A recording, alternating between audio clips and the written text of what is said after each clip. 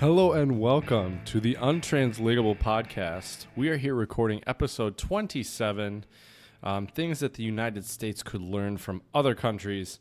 And before I even get started, I had an introduction prepared and I was ready to go.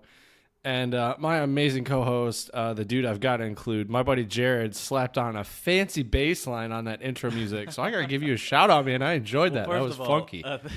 I can only take so much credit. It wasn't me. I had it commissioned out to you could probably guess who's the bass player that we both our mutual friend / bass player, Chris Blaker. Oh, very nice. Well, shout out to you, Chris Blaker. I was telling him that funky little bass I was line. telling him that I told you that I figured out how to hook my keyboard up to my GarageBand and I could play any instrument, and I was like, right. I'm gonna put a sweet something on here. And then I was like, give me the chord progressions, I'll figure it out. And then I started playing and trying to figure it out. I was like, this is harder than I thought it was going to be. And I was telling Chris how I was doing it. He's like, I could do it.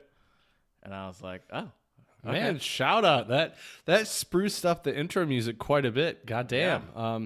You know what's ironic is I recorded it when I was still in the States, and I had a bass laying around. But what I did was I doubled the octave, like an octave lower on one of the guitar parts, thinking it had enough bass. But good call, man. We needed that extra little bass pump in there. Well, thank you to Chris. That was all him. However, back to us. Enough of Chris. Follow us, please, on Instagram, Untranslatable Podcast. Twitter, Untranslatable1. You'll find songs of the pod there. You can email us. And other fun links as well. That's true. Not just that. Or you can email us at the untranslatablepodcast@gmail.com. Or you could follow us on Facebook. Or you could watch us on YouTube. Or you can listen to us on Spotify or iTunes or Podbean or wherever there is any sort of even remote cell service. Exactly. You get internet, you should be tuning in to the Untranslatable podcast, without a doubt. Yeah, and the Facebook page is brand new, and we really hope you all will enjoy it. I've been also trying to post my fair share of good language memes on there and things that make me chuckle. So and I like it. Hopefully you'll... I like it because Chad no longer is Spitfire sending me language memes all day. He just does it in the... yeah, that is true. Or into the page. That is true. So now Jared can see all my goofy language memes by checking our Facebook page, as all of our amazing listeners should be doing. Yes. But yeah, it's been a little while since I've talked to you, buddy. Yeah. What's been going on? It's been shockingly uneventful. Living life, going just the routine. I'm settling here, as we talked about on the last episode. Was that? I believe so. Believe yeah. It was a couple episodes ago, maybe. I don't know. I can't keep track. Me either. But yeah, no. You're the one. You were in Prague all week, weren't you? Wait, how did you go to a big band concert?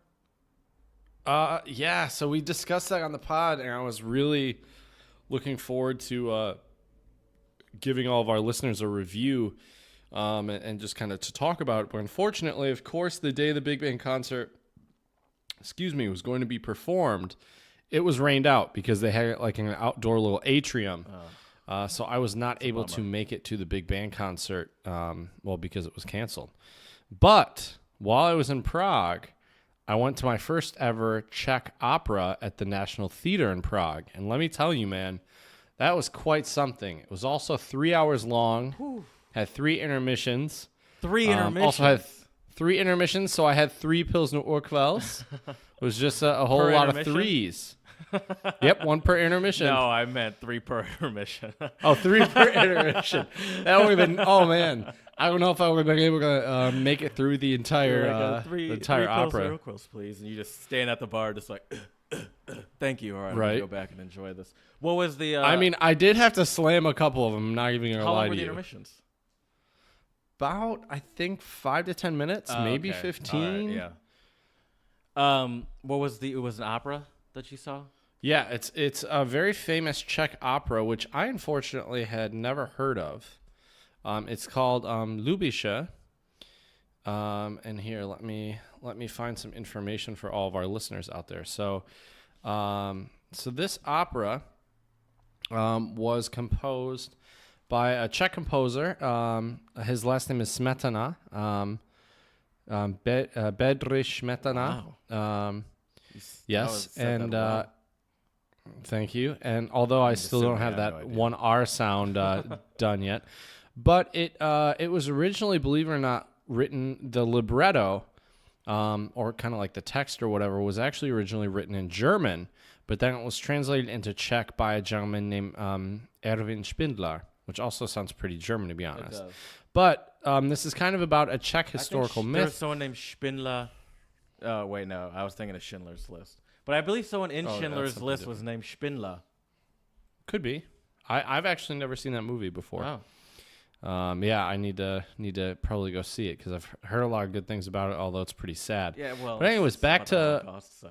right, back to Lubeitia, this opera, and that's one of the title characters of the opera, and they are prophesized. They basically prophesized the founding of Prague, and the opera itself was composed in 1871 and 72. And believe it or not, this was actually for the coronation of Franz Josef as the King of Bohemia. But this didn't actually happen, and Smetana saved Lubeitia for the opening of the National Theater in Prague. And I learned today, I was talking to my that mentor. Was his goal? You said he saved well, it was, like he... Yeah, so I'm assuming he probably just waited to debut it at the National Theater, which is also where I watched it, which was pretty crazy.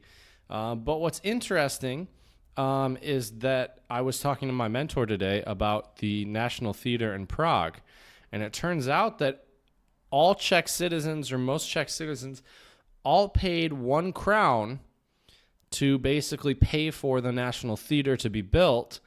And then apparently some years later, it unfortunately burnt down, and it was so important to the Czech people that they paid another crown again to have it built. So I think that's pretty cool. I mean, that's pretty awesome. Especially if you think about it like that. Like, do you think we could do that here? Everyone just gives $1 to build something? Is that enough to build it? Here, I mean, that's what my mentor said. 300. So how many people are? I would say 330. That's America. How many people are in the Czech Republic? What's their? Oh, God. I don't know. And obviously, it was different back then because right. this was in the 1800s. Yeah. So this was in the late right, 1800s. Right. But I don't know. I'm sure some people who had more money probably donated more too, I would imagine. Right. Right. I mean, patrons of the arts, all that stuff. But yeah, it was quite an opera though, man. It was really interesting. But I tell you what, had there have not been subtitles, I would have been so damn lost. Where were the subtitles? It was crazy. So I've only been to only other opera house I've been to is actually I've been to a few in Vienna. And the ones in Vienna, one of them, the Staatsoper, the State Opera House, it has a little screen right in front of you on the railing. And you can choose, I'm pretty sure, at least when I was there, I thought you could choose the language. Whereas this one, right on top of the stage, this tiny little projector screen, it was literally like maybe 2 feet like down and maybe 6 feet wide. Okay. And it projected the lyrics up above, and on top was Czech and below was English. Was it easy to read? So, yeah. Oh, yeah. It was fine to read. But it wasn't too intrusive, excuse me. Not really, no. I had to read a lot of it because I wanted to know what happened in the opera, because operas aren't like other concerts where I think you can just sit and listen. Obviously you can, but I wanted to know the significance of this opera because it's a very important part of Czech culture. So I thought, especially if I go into my English classes and tell my students I saw, Lubeitia, and then they ask me about it, I can't be like, well, the music was pretty, and that's where the conversation ends. It's kind of a one-sided conversation. Right. I like that. You always get your students in mind too like that? Interesting. Yeah, I guess. I notice too sometimes, and this probably isn't a good thing, but a lot of times, like, I gotta like turn off teacher mode a little bit. Like if I'm around anybody who I know is like interested in language learning or something, I'll usually like drop random little factoids and stuff, and sometimes I can be like, all right, I need to chill out with this. I'm getting too teachery right now. Well, actually, it turns out in the 1800s. Well, it works well here because I'm an idiot. Right. I wouldn't go that far, And, my man. I enjoy hearing about it. Right. But yeah, so this opera though, just a couple other little things. What was interesting is it was kind of about these two brothers who their father dies and they have to figure out who will get the land, who will inherit everything. And the two brothers, so back then, according to German law, the eldest would inherit everything, right? Mm-hmm. But Lubeitia decides in favor of equal division, which angers Krudosh, who's the oldest brother, and then he leaves up in a huff. So he was just being kind of the typical arrogant asshole older brother. Like, I'm not getting my way. Like, I'm just going to leave.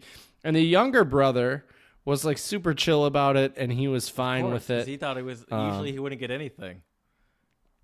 Right. And but then you learn later that Krudosh, the older brother, he loves this woman named Krasava. However, she actually then begins to love his younger brother, Starav, to make him jealous. No, I haven't. Right? Right? So that was kind of a big problem there too. But then That sounds the like guy a who soap ends opera. up right, I mean it's guess got it the is word an opera opera, right in yeah. there, yeah. As I said, I'm an idiot. Is this where the Oh my is this where gosh, soap that's too operas? funny. Is this where operas got the idea from soap operas? Right. Probably. You never know. But yeah. And then so the next scene, we learn about this farmer named I can't say his name. Przemysl. It's got the R with the hot chick on it. But he's watching the harvest, and then a royal escort. And when I say royal escort, I don't mean a noble prostitute. I mean, right. I don't mean a lady of the night. I mean, this white horse comes and he recognizes it to be Lubeitia, and they bring him back to marry her, which then, because she's the queen, he becomes the king, right? Mm-hmm. So then the last act is a celebration of the wedding. So Lubeitia marries Przemysl, I can't say his name right, and Krasava to Krudosh. And then basically Krudosh had insulted the queen, which I'm sure in nobility that was like a big no-no, big thing not to do. And then he apologizes and still saves face, so he doesn't have to be like exiled or killed. And then the very end of the opera, Queen Lubeitia has a prophecy where she tells future visions of the Czech nation. So it was really interesting. Yeah. That sounds like it would be good if it was in a movie form. Was it good in opera form? It was great in opera form. The music was amazing. I would even say that some of it was a bit Wagner-esque, which I really enjoy a lot of Wagner's music, like the orchestrations and the harmonies and the shifting of tonalities, you know. Mm-hmm. Yeah, but I think it'd be an interesting thing in movie form. But the music is so beautiful, I would say you have to go see the opera first. Wait, so was there... Once again, I'm an idiot. I don't know. Was this a play that was acted out as well? Or was it just all singing and in orchestra and whatnot? Well, I mean, like I said, it's like an opera. So you have all the stage stuff. So you have different props, and in between the acts, they reset the stage with different props. So there is acting and people are singing and dancing. There's orchestra below it. Right, Gotcha, correct. Gotcha. And what was interesting is I thought I counted like 8 or 9 upright basses, which to me seemed like a lot. Like a lot of, I could be very wrong, so I hope I don't piss off any of our orchestra fans out there. If you're wrong, they should not be getting pissed off regardless.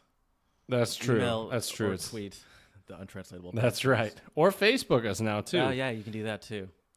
But yeah, and so I thought it was just interesting that there were so many basses, and there were just so many parts in the music where, like it would shift and then end in this beautiful, like, you're seeing my hand motion. Sadly, our listeners don't, like this beautiful like crescendo. Well, crescendo of like resonance where it just all comes back together again, like it's all kind of You know, like Yeah, no, by the way, every time Chad stops speaking, he's doing the hand motion. right. I'm trying to think of a better word all for it. I comes- mean, it to a resolution. There we go. Ah, it there all we go. resolves. Yes. The music resolves. Yes. Yes. Sorry. Exactly. So yeah. So that's what was going on there.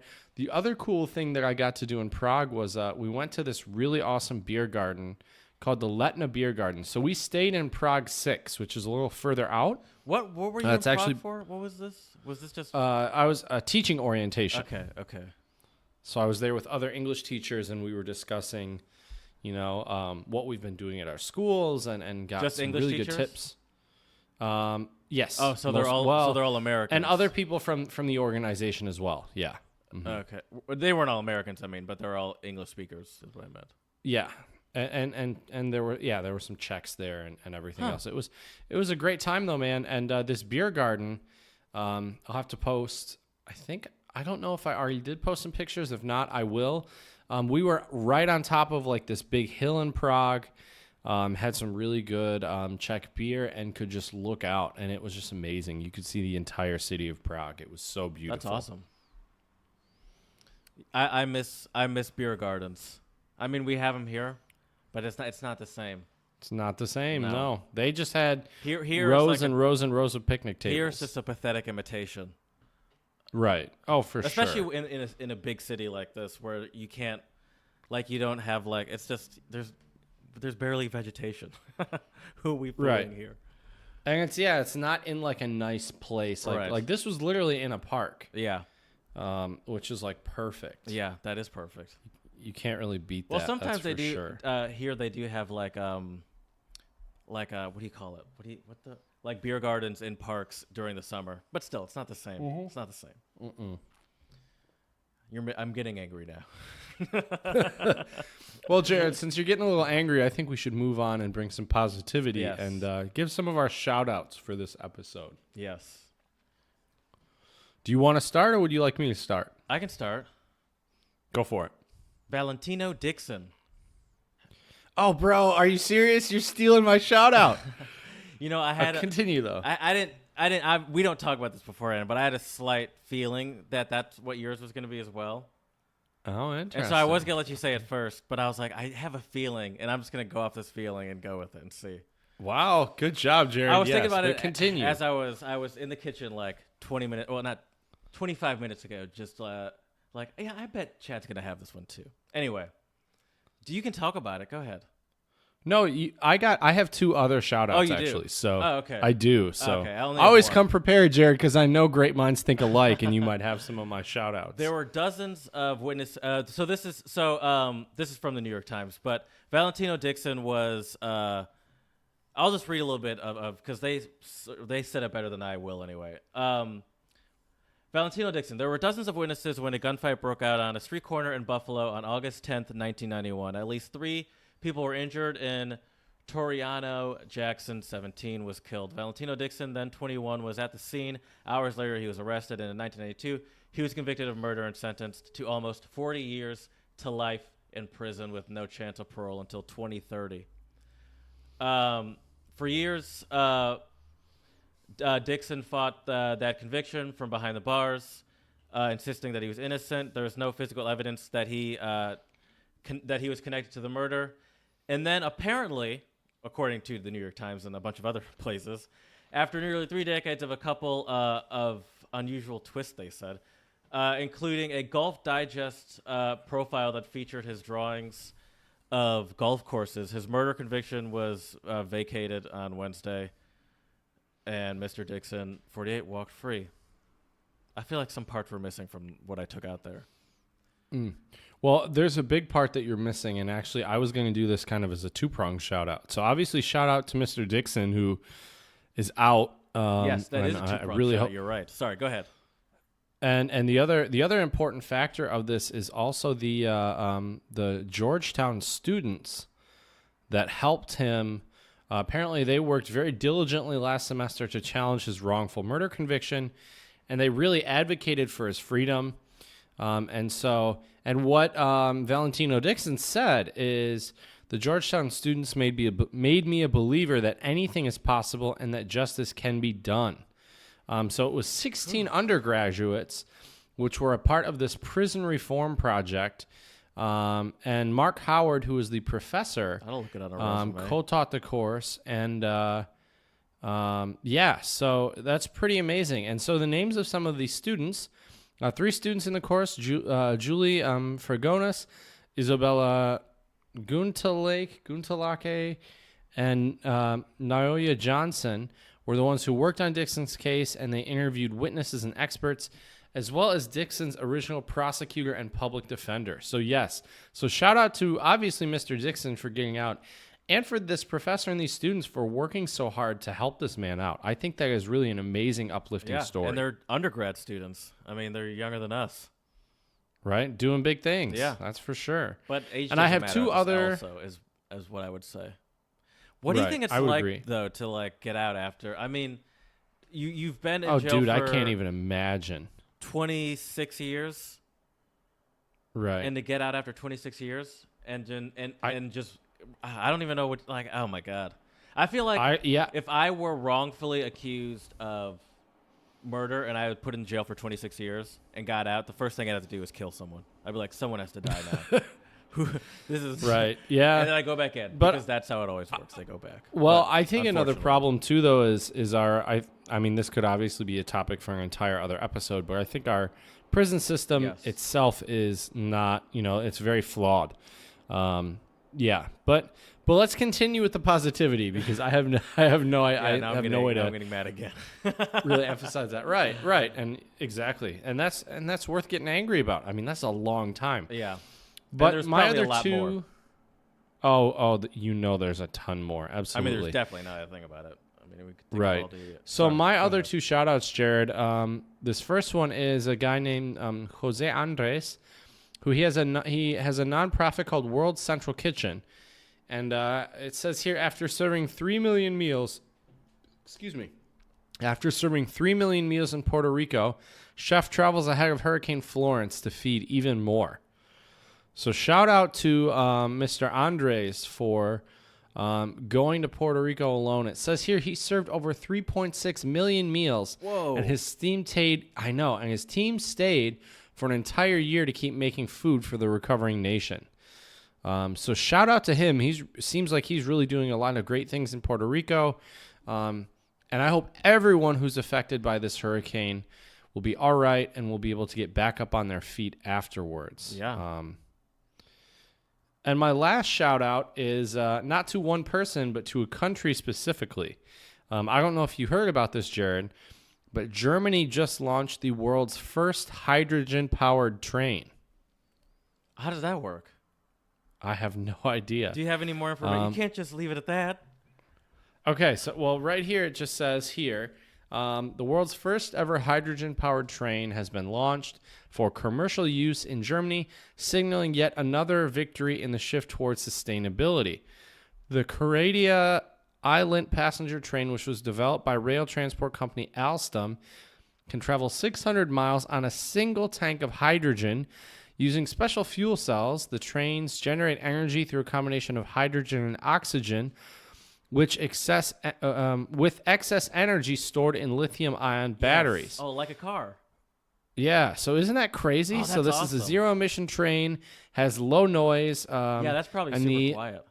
Right, and the only exhaust is steam and condensed water. So it's clean energy conversion, flexible energy storage and batteries, and also smart management of traction, power, and available energy. So shout out to Germany. I think we really do need to be moving away from fossil fuels in the long run.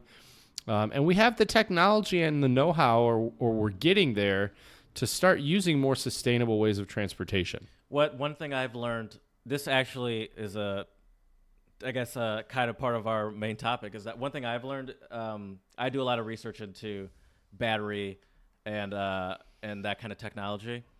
And for my job, I guess I do it not for my job too. But anyway, and a lot of countries, most countries, say China, a lot of European countries, they're adopting and pushing the technology way quicker because they're implementing these stricter electric car standards, and you know, and making them more incentivized to have an electric car over a fossil fuel car.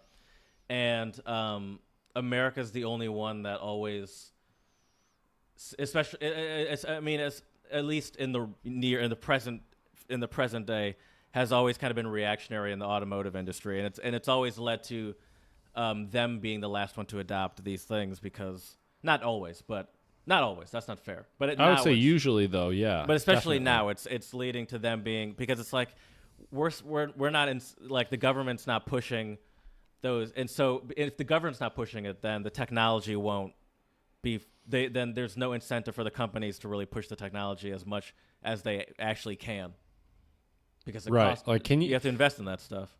Oh, for sure. But could you imagine if, like, the oil industry didn't have so much pull and influence on our politics, and how much, like, we could probably improve? It'd be really amazing. Yeah. Yeah. I mean, that's part of the struggle, is all the money tied up in money. Right. All the money tied up in oil. And fossil fuels, for sure. And all the money tied up in money as well. That's also true. You're not wrong, Jared. Well, we obviously aren't economic experts or also environmental experts, but I would say we're getting to the point where we are becoming slowly and surely untranslatable experts. So Yes. I don't know. Do you hear that, Jared? Do you know what time it might be? I think I do. The unmistakable cuckoo of the untranslatable cuckoo clock. Yes, sir. Well, Jared, I want to start this off with a Czech one for you. So this is Kdej. Let me start over. Kdej lišky dávají dobrou noc, which means where the foxes say good night. Where the foxes say good night. Was that what you say when you, like, punch someone in the face and knock them out? I wish. I would say, like, in a sentence, I would say, yeah, we're going to this town, but it's where the foxes say good night. Oh, it's like out in the middle of nowhere? Hit that ham horn, my man. I'll give it 1, because that yes, was sir. Yeah, it just means the middle of nowhere. Okay. Mm-hmm. Where the foxes go. Okay, I like that. The foxes say good night. What would we say? The boonies? The boonies, the middle of nowhere. BFE? Yeah. I don't like that one, to be honest with you. I don't really either. My girlfriend says it a lot. Does she though. really? Mm-hmm. Yeah, but it is what it is. I'm not here to judge. She's a wonderful woman. Anyways, Jared, what untranslatable do you have? My first one is Lao, spoken in Laos. Mm-hmm. And it's Nageu Nagak Sam La. Which means what, word by word? 3 wheels, apparently. 3 wheels. Yeah. 3 wheels. I don't know. You tell me. That's a tricky one. 3 wheels. Can you give me an example?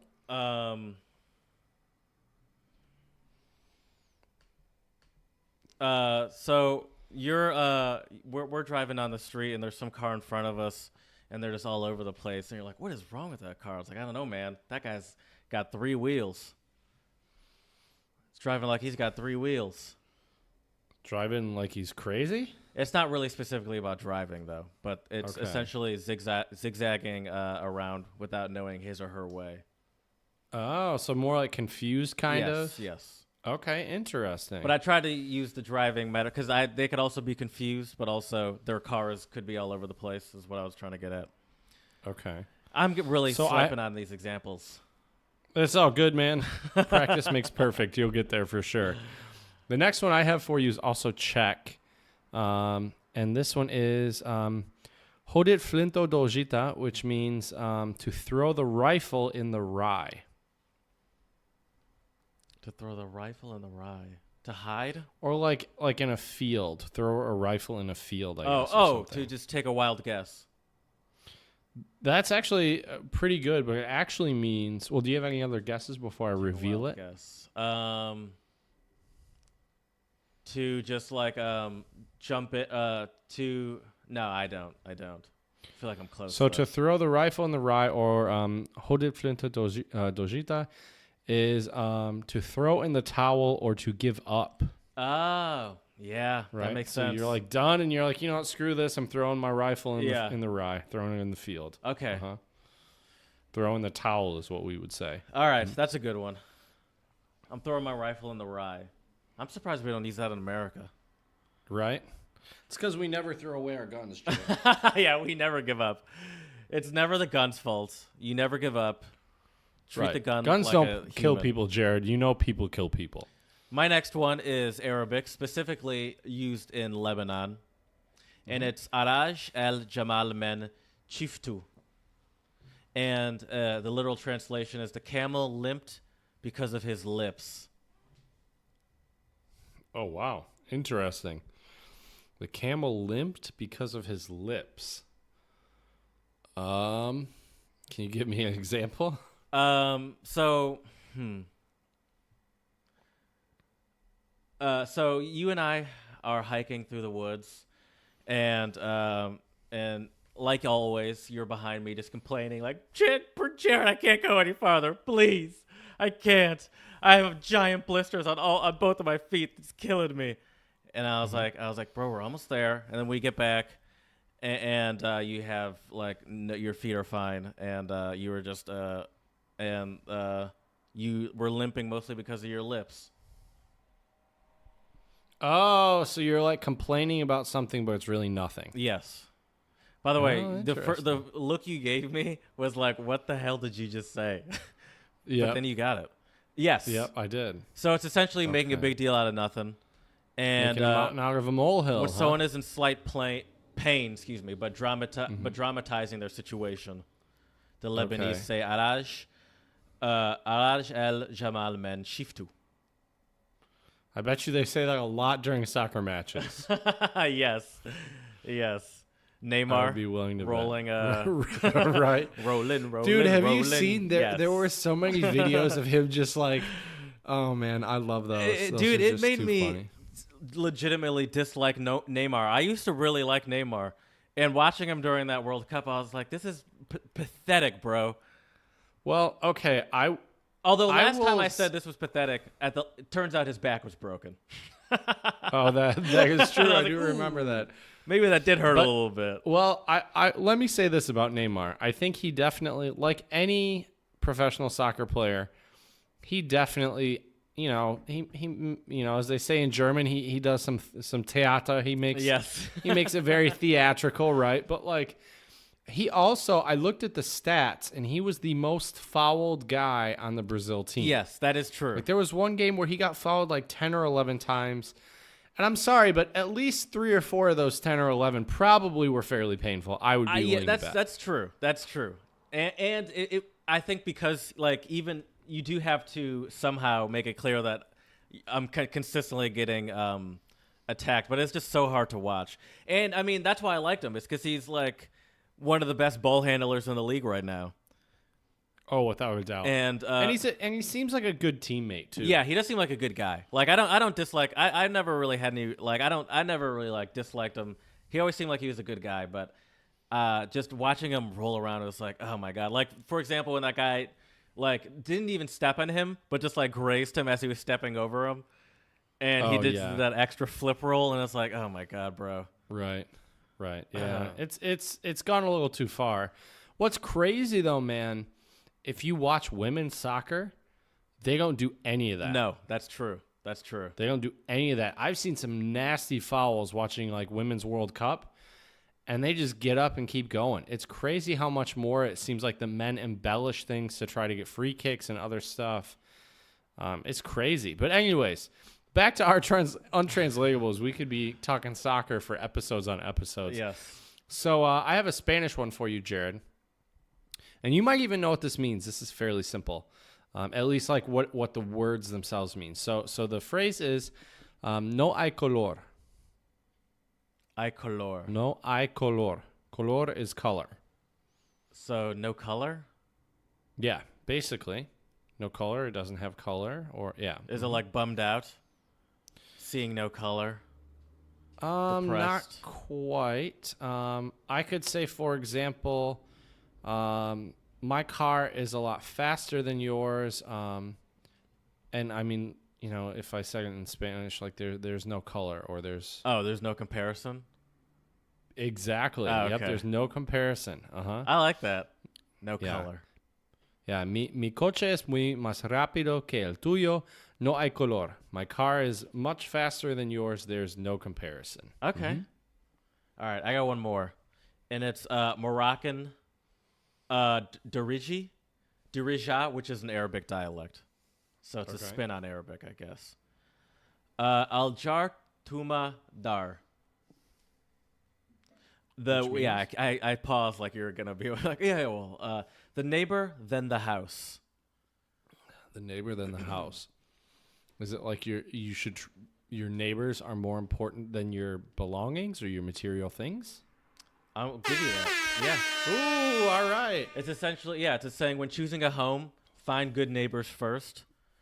And Islamic teaching says take care of your neighbors, and that means 40 houses in either direction.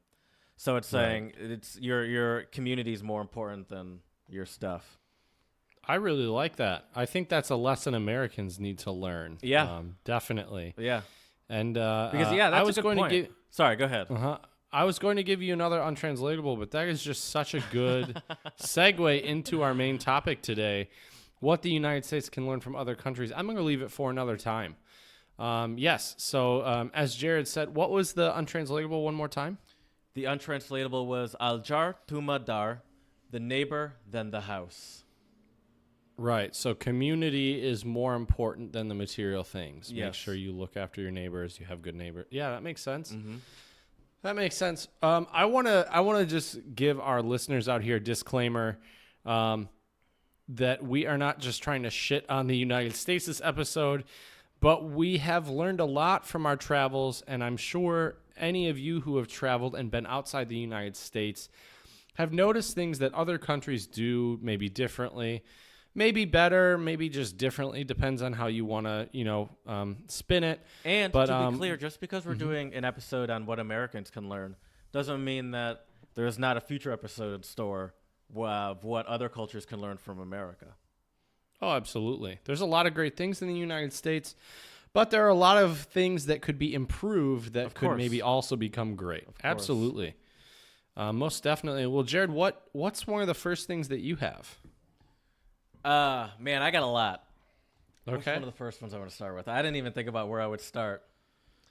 Well, is it all right with you if I start Sure. then? Because Yeah, I got yeah. a clear cut one. So this one actually, and not all of these will be country specific, No. but this one I did get specifically from one country. One thing I think the United States could learn from Sweden is turning trash into power. I think it's amazing. So Sweden actually burns trash to generate electricity, which allows it to power a lot of its homes and businesses. Norway also does the same thing. And actually, Sweden imports trash to produce energy, which sounds pretty I've crazy. heard that before, but I never really knew if that was a real or not. Where it's like they're so green that they import energy or import trash to make energy. But I Right. guess they do. Right. And I mean, what's interesting about this is obviously if we wanted to implement something like this in the United States, we would have to build up the infrastructure for it. And I think it also is important to say that it obviously will not meet all of America's power needs because it's such a huge country and so spread out. Right. But I think it's an interesting thing to think about for sure. And there is something to also starting with full communities run off of specific, like there are full communities that are run off of batteries in some areas, or like having some sort of sustainable communities. And if you start on a local level like that, that's how it grows. Right. Vote local, think global or something like that. Isn't that how it goes? Something like that. That sounds about right. Vacation time. Oh, I was going to talk about this one too, but go ahead. This is a good one. Vacation time. Americans do not get a lot of vacation. Americans I think, regardless of who gets more vacation outside of America, Americans always seem to be the one of the few countries. There are others, but one of the few countries that glorify working and glorify overworking, and that's seen as that's almost bragging in a sense, you know. They say like, "Oh, I'm without always a so doubt. busy. I'm always working." It's like not like, for example, Austria has a lot of vacation time. Every country. I'll read a little thing about Austria real quick. Every country in the European Union every country. I did not know this. This is crazy. Every country in the European Union requires at least 4 weeks of paid vacation per year. So that's the minimum for the EU. A month off every year. Wow. Isn't that great? Yeah. You're thinking about moving to Europe to come stay with me, aren't you, Jared? Yeah. Wow. Okay. I'll be right back. Next episode is going to be face to face. With Austria leading, giving workers the most time off at 22 paid vacation days and 13 paid holidays per year at a legal minimum. So that's just that country's legal minimum. So there are probably other businesses within the country that do their own thing.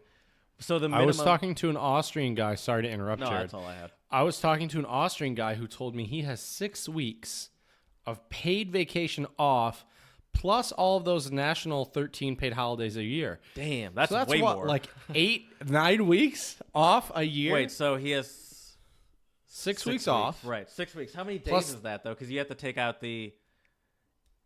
Is it including the weekends? That's what I'm saying. Like, is it 6 weeks? I have no idea. He just said 6 weeks off. Right. So I'm not sure. That's crazy though. And what, you work in the United States. What kind of vacation time do you get per year, if you don't mind I me actually think asking? I have pretty good vacation, and they just changed it. So I have 19 days a year, which I think is, and obviously, and then all the national holidays, which is not that many, but Right. not 13, that's for sure. But Right. So I have 19 days, which I think is actually pretty good. That's not too bad. In comparison, because when I first got to the company, what my company was for the first 2 years, it was 10 days. And then for maybe it's 20 days I have. I don't know why I said 19, but I think it might be 19. It's either 19 or 20. But and then for like 5 to 10, it was something. It was a little bit more, and then from 10 to however much on, it was like a month, and then I think I think the highest you could get was maybe like a month to like a month and a half, maybe. Okay. But then within the last year, they changed it. Actually, right as I had passed my 2-year mark, they changed it to where at 2 years you get 20 days, and so the first year is 10, and then at 2 years, and then after that like kind of probationary period, you get 20 days, and then after that you get a month, and I think the final one's a month and a half. I don't know what the highest point is because I'm not there, so I didn't pay that close of attention to what that was. But so I have 20 days, which I think is higher than the average person that's been at a company for like 3 years. Mm-hmm. What do you know what the average vacation time is in America? I can look it up. I have no idea. I think in the private sector though, it's about 16 paid vacation days, plus with holidays. But yeah, we have a lot less holidays. It seems like here in the Czech 10 to Republic 19. and in Austria and in Germany, a lot of these European countries, they have quite a few paid holidays off, which is nice. But you also really have to plan because a lot of these holidays, if you're going to go grocery shopping, everything's closed. Sometimes even restaurants will be closed. Not always. Depends on where you are. But so you have to be careful and be aware of some of these holidays if you are traveling or visiting, or if you decide to move to Europe. I go to the grocery store a lot because it's like a 8-minute walk from me. Oh, nice. And so I go to the grocery store like 3 to 4 times a week. And I don't know if it's probably not great for my budgeting though. I will say that. But I do like it. Well, it depends. Are you buying a lot? No, it's just like I like to cook stuff. So like I usually Right. and there's usually some variety and stuff there. So and it's like I don't know what I'm going to cook until like the morning. I would say that's kind of a fairly European thing to do though. Like go to the grocery store often and buy less. Yeah. Right. And Which I'm not a also think is snacker. a I don't good eat thing. snacks too. I mean, I used to be. I haven't been since I've moved here. Really either. I'm not a big snacker now, but I think it is good to go to the grocery store less because I've noticed also I don't really waste any food. And I would go to I'd go to a big grocery store in the United States and I would buy so much food because, you buy in bulk and it's cheaper and everything else. Then I'd end up throwing like a quarter to a half of it away. I hate doing that. I do that sometimes still, and I hate it. Mm-hmm. It's, But, I mean, just the way that also in general, I think along with that is that just our packaging and our portioning in general is bigger than in other countries. And like not just the grocery stores and stuff, but also restaurants. And absolutely. I think that I remember there's a popular Italian chain in America called Maggiano's. Mm-hmm. And I shit you not, they give you like for the dinner pasta thing, must be just a full standard box per bowl. Oh wow! Like that's wild. That's a lot. That's a lot of carbs. Because I remember I went there one time a while ago, and I had leftovers for like a legitimate week. I believe it. I was like, yeah, this is a freaking box of pasta per person. That's the other thing I've noticed here in Europe It was delicious, I'm sure it was. I mean, an Italian would slap me in the face if I said that to them, but it was good. That's fair. Well, if you're not living in Italy, what do you? That's true. It's not like you can call up like some random hey Luigi, Italian grandma to come cook you legit Italian food, But I would agree though. I think the United States could learn a lot about food and dining culture. I can't really speak for Africa or Asia or South America because I haven't spent time there. But at least in Europe, I have never really felt rushed in a restaurant in Europe. No. Whether it was in the Netherlands, in France, in Germany, well, there's Austria. there's less of an incentive to do it as well because they're not as heavily incentivized by tips. Right. Oh, for sure. And that's another thing I think the United States needs to take note of as well is that just pay your wait staff a good wage, a decent wage, and then everyone wouldn't have to tip them as much. I think that's a big thing. And like you said, it leads to, at least in my opinion, a more relaxed, laid-back dining environment where you can, I've sat in restaurants with people for, 2 hours and no one's ever bat an eye. Whereas I think if you're in the United States and if you were just with a few friends, they put your check down. Exactly. Can we, do you want to do anything else? No, we're good. We're just going to, sip on these drinks and we're good. Oh, okay. Come back to check to see if they put their credit card down. Oh, okay.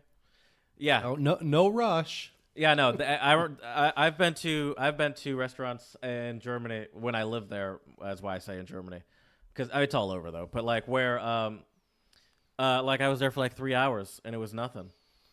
Mm-hmm. And like as we were leaving, there was one of them was like a neighborhood place, and sometimes when we were leaving, the guy's like, "Oh, you're leaving? You don't want another like?" Oh, that's awesome. See, though, that's great. Like, and it makes you want to come back too, because it feels like you're like hanging out with friends sometimes when you go there. Right. Oh, definitely. Yeah. To me, the more time I spend in Europe, and then when I go back to the United States and I eat at a restaurant, I'm always irritated. One, that the waiter or the waitress will come up and ask you how everything is like 80 bajillion times. Yep.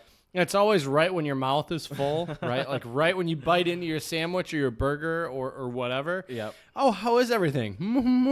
You can't even answer them. I know. Yeah. It's awful. But that's how they're motivated. So there's no other real option. Right. And I think, like you said, like the dining culture kind of comes from completely different veins, right? Like Europe, it's not about the tips and about, getting as many tables.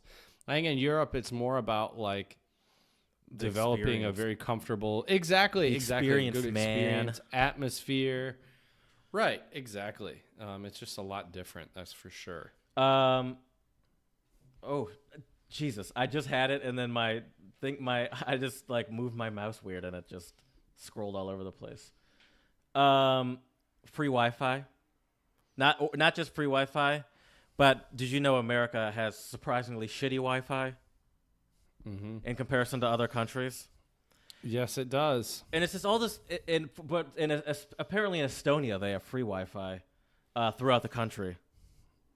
But I was reading that as well. There is just like all these all these things where it's just like there's no motivation. There's no motivation to do that here because it's like how is how is like Comcast or Verizon how are they incentivized to do that?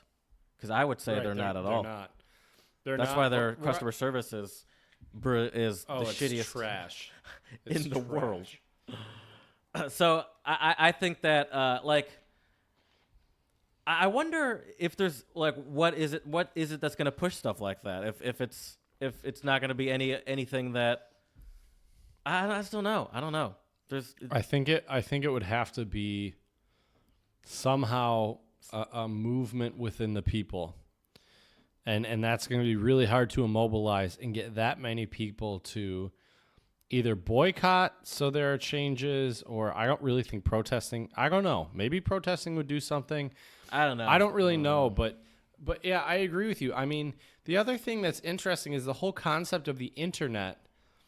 It's so that everybody can be a part of this thing and use it, right? Yet we force people to pay for it when I could be wrong about this, but I thought a lot of the internet lines were built with our taxpayer dollars. Interesting. I mean, I'm not sure, but I'll believe it because I'll believe it. Right. Because like, if that's the case, then why are these companies coming in and monopolizing your internet? And depending on where you live, you can only go with certain internet providers, which I also think is because especially if America wants to. Someone has to manage that system. Someone has to give you has to be able to set it up for you. Apparently. It's just, to me, it's just crazy. Like, obviously, Estonia is much smaller than the United States, but I think it's amazing they have free Wi-Fi throughout the country. It's really amazing. And, you know, if you work remotely, in theory, if you go to Estonia, you could work anywhere, which is amazing. You know, here you have to either make sure you stay in a hotel or an apartment where you're like they have decent Wi-Fi, and it may not even be that good. If you were in Estonia, we could do these on the these live on the road again episodes that I've been begging for. Right, everywhere. I'd be podcasting you from a mountain or something, man. I don't know if that's how that works, but I'm sure in all the cities and towns, they have Wi-Fi everywhere. Oh, come on! I'm in the middle of the woods and there's no free Wi-Fi. This country sucks. Oh my God, yeah, that would be so crazy. But like, I feel like that's just such an amazing thing to offer your citizens. And it's something that I think the United States could really use and utilize, and it would be a great thing for everybody. Yes. You know? Yes, I agree. Without a doubt. What else you got, Jared? Food. Okay. America, Monsanto, you're killing us. Our food is garbage. And I came across a list of some random things that we use commonly in America that happen to be banned in other, I would say, first world countries. Okay, such as? Milk and dairy products laced with RBGH. Recombinant bovine growth hormone. Oh, God. Is the largest selling dairy animal drug in America. RBGH is a synthetic version of natural bovine somatotropin BST, a hormone produced in cows' pituitary glands. Monsanto, there you go, developed the recombinant version from genetically engineered E. coli bacteria and markets it under the brand name Posilac. It is injected into cows to increase milk production, but it is banned in at least 30 other nations because of its dangers to human health, which include the increased risk for colorectal prostate,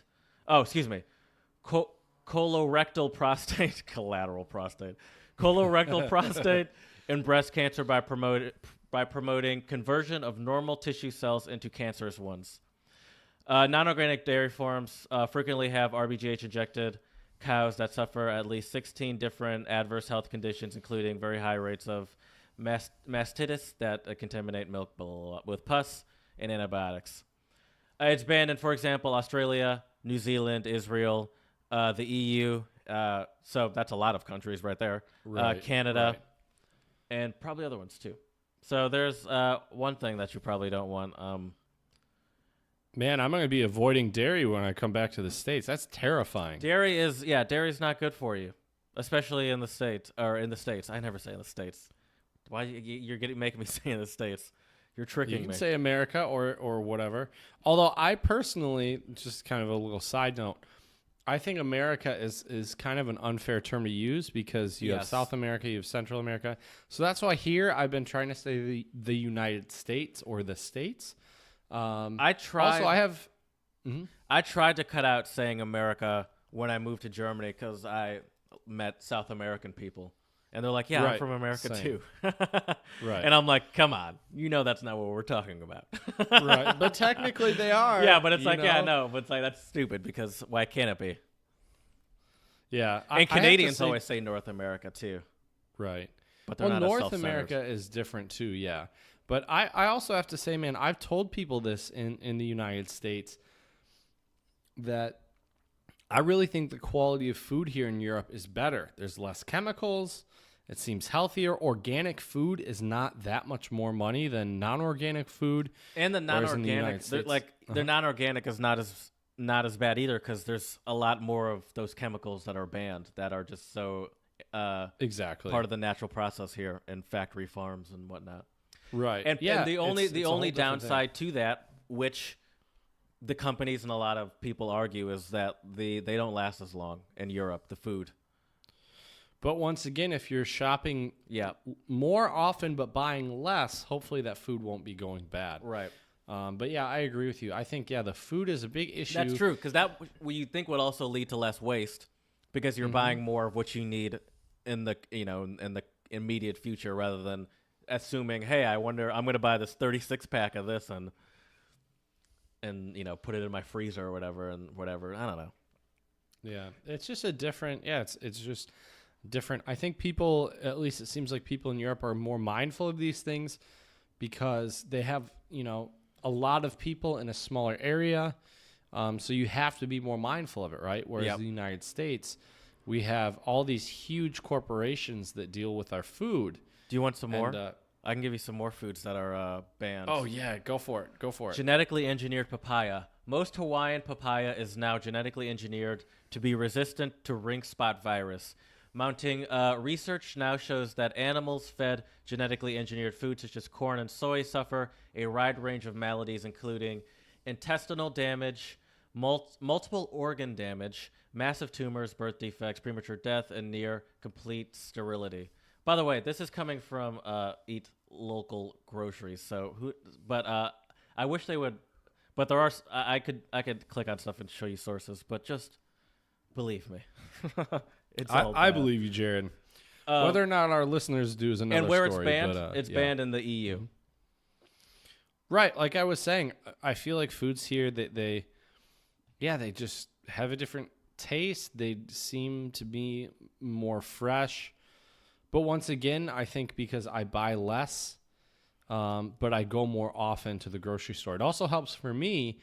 I don't have a car here, so everything I buy I have to carry home. Right. And my trip isn't a long trip. It's 2-3 minutes tops.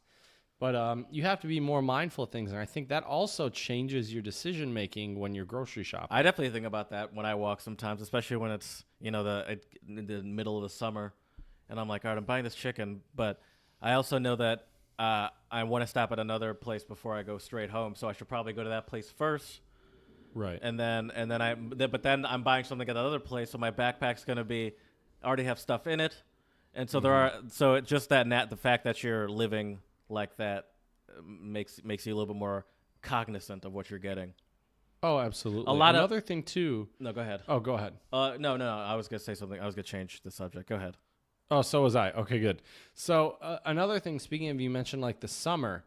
One thing I think the United States could learn from other countries is less use of air conditioning. I think that Ooh, air that's a conditioning tough is one. really well. I think it depends on Go ahead. convenience Okay. versus like convenience and comfortability, but also like how much energy are we wasting? Is it good for us to actually be in all these environments that are so much colder, Right. and then you walk outside and it's really hot? I'm not saying ban all air conditioning or get rid of it.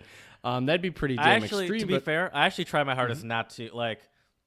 I mean, in like the middle of summer, I'll use my air conditioning, but I use my air conditioning pretty sparingly at my place. And like for example, it hasn't been out all day today, and the temperature outside's like 70, and it's like but yeah, like I remember when the thing is though, I've just spent so much time in Europe, and it's like it's so great except for on the days when it's hot, and this is like so hot in your room, and it's like they use a lot more fans, but it's like there's also then the loudness to like usefulness of the fan ratio you have to deal with. And it's like, or I could just flip on this AC at night when I like to sleep with it a little colder in my room. Right. And I agree with you there. Or better usage of the AC. Right. Yeah, maybe that's a better way to put it. Better usage of air conditioning. But for me, it's oftentimes where I will go places, and in the summer, I remember before I moved to the Czech Republic, I would always wear jeans in the summer whenever I knew I was going to a restaurant or a mall or Movie something theater. like that, because it's for sure, a movie theater, because it's freezing. Yeah. Yeah. It's so cold. Yes, that's a good point. That is a good point. I'll give you that one. You know, another one I was thinking of that I actually haven't done much research into, but I was hoping you could shed some light on this. Gap years. Oh, yes, dude. Yes. I'm glad you mentioned this one. Gap years are, to me, it seems they're very commonplace in Europe, especially a lot of my German friends have taken gap years. They've either gone somewhere. Too. What? I have friends that did too, from when my sister did, has friends that did too as well. And I know some people from France who've done gap years. And yeah, I think the problem is that we're so focused in the United States of like trying to tell our young people and our children, you need to have a career, you need to know your job, you need to. Well, that's the whole point of going to school and this whole process. Exactly. Like, when I all think of this is just to get you into a job. Which I think is the wrong mentality. Life is more than just a job at a desk or a corporation or whatever. I mean, eventually you're either going to retire, or if you're not lucky, you're going to work till you die, and that's it. And to me, I just think life is so much more than just working. And so a gap year allows students to go somewhere new, learn another language, maybe, learn about another culture. Kind of the joke with a lot of my German friends is they say they go on a gap year to find themselves. And like they joke about it, but it's kind of true. Right. I mean, yeah. I was telling my mentor the other day when I studied abroad with you in Vienna, in 2012, that was a big growing experience for me. And I was already 21 at that time. I could have really used that, I think, at maybe 18 or 19. I would have probably been even more mature and more prepared for whatever curveballs life throws at you. But I think that's the constant thing in life. You're going to constantly have that hindsight and realizing how stupid you were, I think, for the rest of your life. I think... Oh, for sure. If you're lucky, I think you're going to be 80 and thinking 20 years ago and thinking how stupid you were when you were 60 or something like that. Like, I think that is a natural part of growing up. But yeah, I mean, that is definitely something I've started to notice. Not started to, but I've noticed. Is just like how like stupid and how little I knew entering college and through college and stuff. And that's probably still the case, I think. I don't know if you feel this way, Jared, but I feel like the more I learn and quote unquote the smarter I get, the more I feel like I don't know anything. Yeah. Yeah. Yeah, I totally understand that. Like that's as you learn, what you're mostly learning is how little you know. Right, exactly. Exactly. Yes. Exactly. I've noticed that too. And it's exciting, but it's also kind of a bummer. Yeah. So what do you like the gap years? Did you consider a gap year? Was that ever an option in your head? No, because I grew up in the United States. College was forced down my throat by my school and by my parents. Right. And don't get me wrong, I'm very happy and also very fortunate and grateful I was able to attend Albion College and Michigan State University without a doubt. I learned a lot and had a lot of amazing opportunities. But I think it could have definitely served me well to do a gap year. But I think so many people are so focused on, oh, well, you have to do this on time and do that on time. And yeah. And I don't fully understand like the financials. Like, I mean, I guess if you save well, you could, but like the financials of just having a full year of not working. Well, a lot of the people I know that have done gap years either do volunteering in exchange to like live with a host family or something, or they go somewhere abroad and they work. Okay. Right. Well, So those are like the gap where years can you I've heard of. work? Because don't you need a work visa? Well, it depends. If you live in Europe and you're an EU citizen, like I had a German friend who went to Spain for a year and did a gap year there, for example. Yeah, I guess that so makes if you're sense. an EU citizen, you can go in Work any anywhere. country in the EU. Mhm. Yeah. Whereas for us, it'd be a little more difficult. Yeah. And then But at I that, also know- yeah, I like that. I was about to say, then I don't even know if I feel like calling it a gap year is kind of ridiculous in itself, now that I think about it. Right. Well, I think the other issue with gap years is how we Because then there's still how that we visualize them. Then there's still that assumption that like, well, I'm going to college. Like that's part like that has to happen. But I'm going to take this gap year first and Right. go find myself. Well, I would also be willing to argue that I think at least in the United States, and this is another thing. This is another thing that the United States needs to learn from other countries is that we don't need everyone to go to college. I know I sound like a hypocrite saying that. I've taught at colleges. I have I agree with 3 you. or 4 degrees. But like the whole point of college is to prepare someone for a specific degree where you need those skills. We also need plumbers, electricians, other trade jobs that are very, very important, and you don't need a 4-year degree to do that. Yeah, and those jobs also have potential to make you a lot of money. You can have your own business. You can, right? And so it's not like it has this sort of not a stereotype, but like a negative stereotype. What do you call it? There's a specific stereotype? word for negative stereotype. Like, negative. I'm gonna figure this out because now it's annoying me. Negative like a stereotype. bad reputation. No. Negative stereotype, a negative affiliation. Stigma. I don't know. Oh, a negative stigma, right? Not a negative stigma, just a stigma.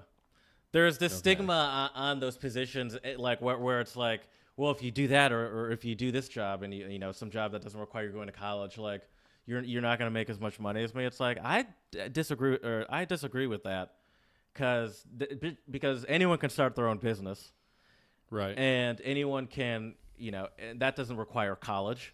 I mean, it might help, but it doesn't require. You can learn that on your own without going to college if you were really that dedicated. And all those jobs, any job that you name that is a trade, if you're good at it, more and more people will want you to do it for them, which will increase your income. Oh, absolutely. For example, I know a guy from my high school. I like randomly ran into him in this like dive bar in my hometown, and I was talking to him and I said, the typical, what have you been up to? What are you doing? He said, yeah, I own my own plumbing business. It's been going really well. So he's my age, so he's 26. He told me now he makes about 80 grand a year with his plumbing business, and I can tell you after 8 years of higher education, unless I get a director position somewhere, I'm never going to make 80 grand a year. Right. Never. Right. And he went through, I think, maybe 2 years of schooling. Yeah. And he owns his own business now, so I mean, eventually he could also hire other plumbers. Yeah, so there's and because he owns his own business, and he's only 26. There's way more potential, Right. and he can grow. He can become as big as he wants, essentially. Exactly. So yeah, I think we need more people to. I think we have to, like you said, replace this stigma of trades. Yes. I think there might be a stigma because it's hard work. It's not easy work. You know what I mean? Like being a plumber, you got to get your hands dirty. It's a part of the job. But that doesn't necessarily mean it's, a bad job if you look at the pay and everything else. And I'm sure, too, depending on how big or small your business is, I'm obviously no expert on plumbing businesses, but like I'm sure they probably have some flexibility and they can set their hours kind of when they want. Yeah. I mean, because you could choose when you make appointments and stuff. So if you, but yeah. Right. Do you have any ones that I do. I got a couple of them. Okay.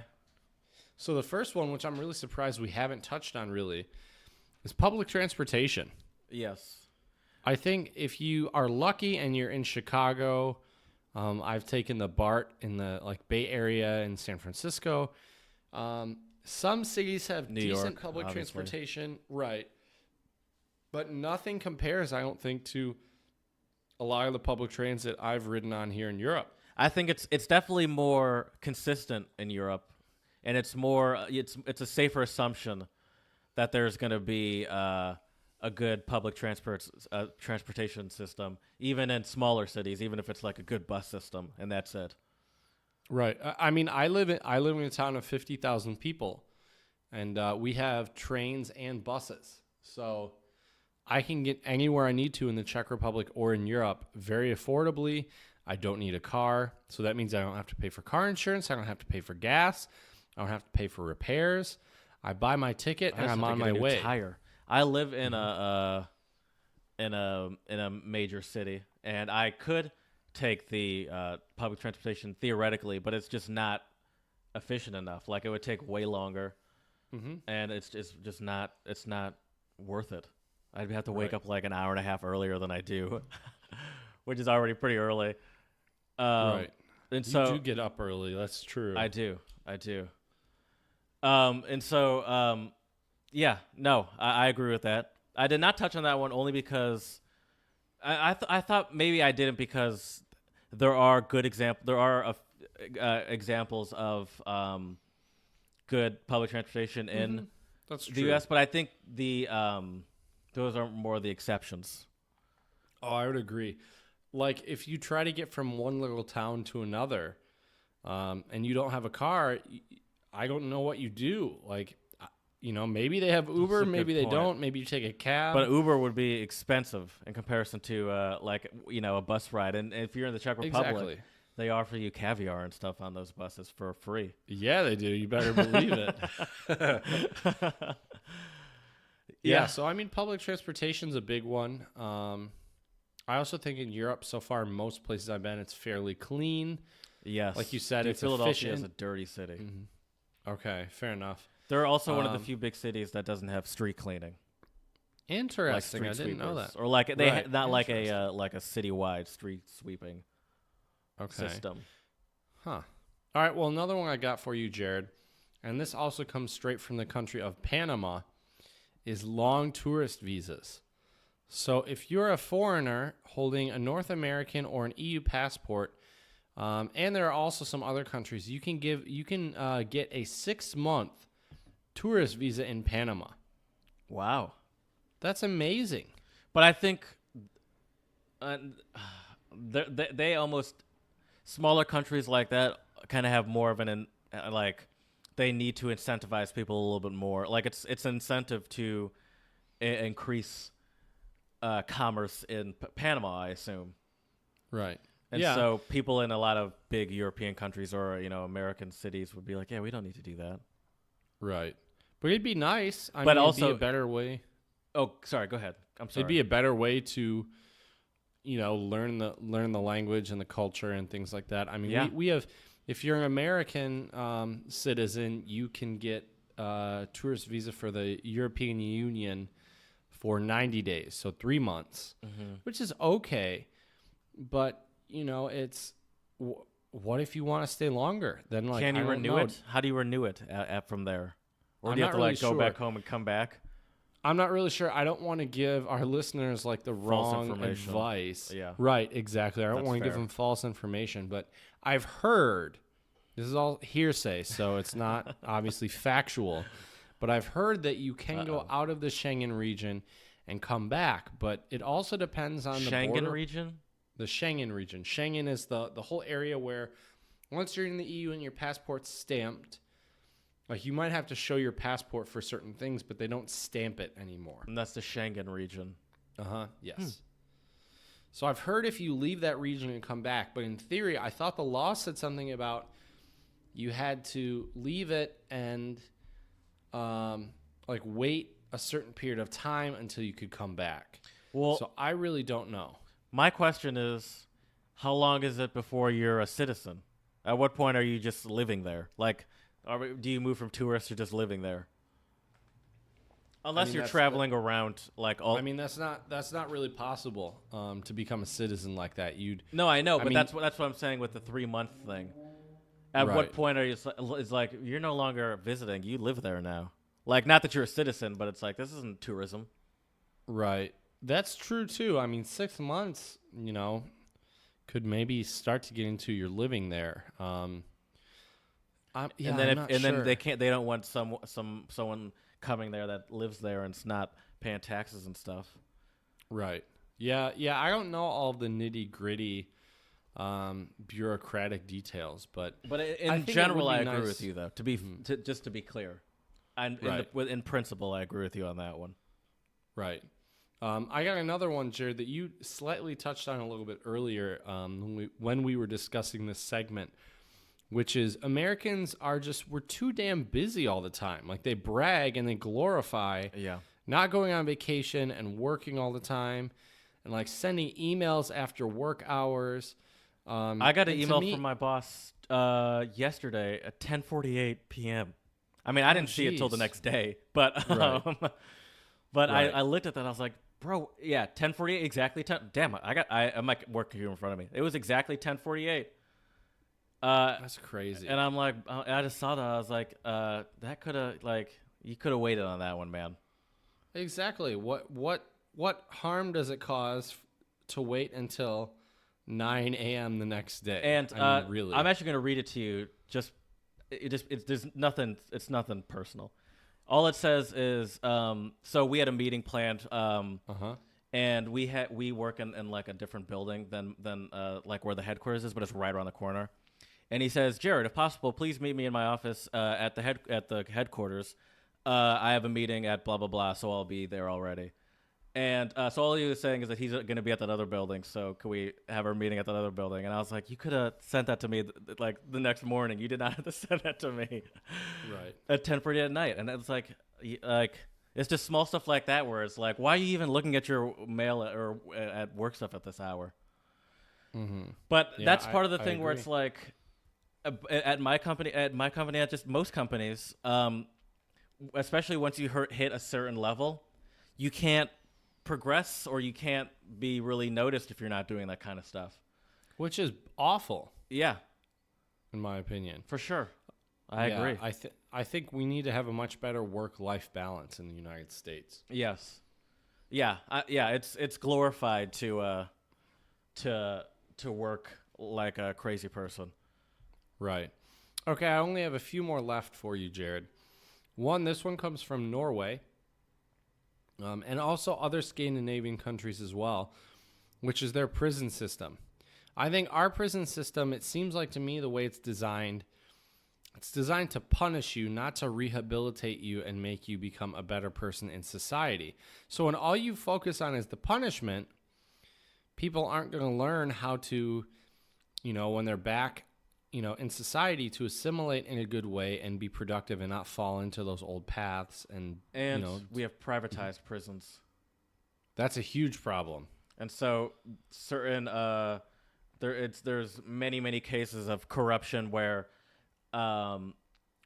wardens of private prisons and owners of private prisons will bribe judges to sway a case a certain way to get someone in jail because they need to get their numbers up, and it's because it's a business, and the asset is you're making money off the people. You're incentivized by having more people in your prison.